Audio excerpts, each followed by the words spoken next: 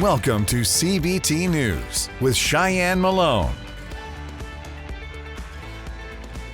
Good morning, everyone. Welcome back to CBT News. I'm Cheyenne Malone. Thanks so much for watching.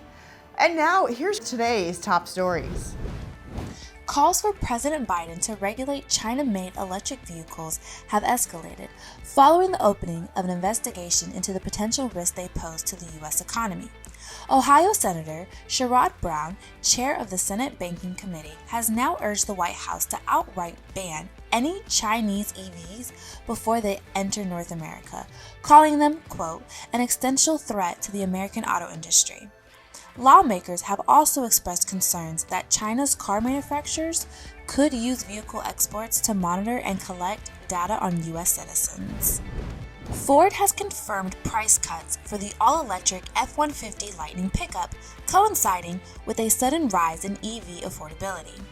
A dealer memo leaked Thursday indicated that the automaker planned to make price adjustments for most 2024 Lightning trims, ranging from a $5,500 discount for the Flash Edition to $2,000 for the XLT 311A. Ford has now confirmed the price cuts within the memo ahead of the truck's release in late April. New research suggests that hybrid cars are among the fastest-selling vehicles in today's new and used car markets, while EVs remain the slowest selling. According to an IC Car analysis of March sales, the typical length of time it took to sell a new hybrid was 49 days, less than the industry average of 54 days. Meanwhile, new EVs took roughly 40% longer to sell, remaining on dealership lots an average of 70 days. The new 2025 Toyota 4Runner made its debut this week, marking the SUV's first refresh in more than a decade. The latest model comes with a hybrid offering utilizing what the automaker calls its strongest powertrain to date, although it has yet to release official driving range estimates. Toyota has also upgraded the 4Runner's base engine to increase horsepower and torque and up the transmission to 8-speed from the previous model's 6-speed. Don't go anywhere. We'll be right back with Paul J. Daly, founder and CEO of SODU, to get a sneak peek at next month's SODUCon. CBT News is expanding its reach like never before and is launching in over 70 million households. Whether you have Roku, Apple TV, or a mobile device running on Android or iOS, you can now enjoy our engaging, in-depth interviews with dealers, automakers, trade associations, best-selling authors, motivational speakers, and so much more, whenever and wherever you are. Simply search CBT News in the App Store of your smart TV.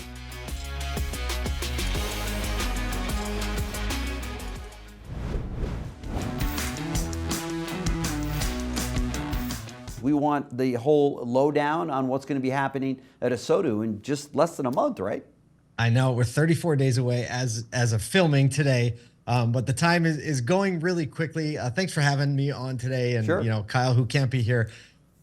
People can expect just a really in-depth community experience in automotive from across the disciplines of the industry: fixed ops, sales, service, M&A, admin, Something for everyone culture, in the family, as leadership. They say. Yeah. Yeah, it really is, because we have such a holistic industry. Yeah. It really, you cannot build, we see what happens when you try to build one vertical within the dealership. Right. It just doesn't work. It has to work together. That's right. It has to be in partnership with the community. Sure. It has to be in partnership with your team and your consumers. So SODUCon brings all those things together for what I think is the most unique experience in automotive. Yeah. And it's your third one, right? I mean, this is something that you guys have got down now. I mean, you know how to run these things.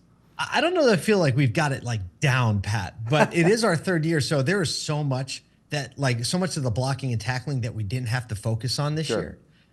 So that we could just redouble our efforts into experience and content and event production. We have a beautiful facility. It's like a major concert venue mixed with a trade show floor, mixed with a hotel with a lot of great restaurants, and it's all kind of enclosed. So like people don't wander other places. Everyone stays together, which is a pretty unique thing too. Your venues have been like no others in the industry, I think. I mean, it's really first class. I mean, the jumbotrons that you guys have and all that you've done. I mean, you've really kind of taken that outside the box, if you will, as it relates to conferences, because so many of them are, as you know, it's a hotel room and then it's breakout sessions and every single room looks the same and there's not a lot of excitement going on. But yours looks like kind of like part rock concert and part, spiritual revival. And then, oh yeah, we're going to talk to you about how to drive more sales in your dealership, which is pretty cool.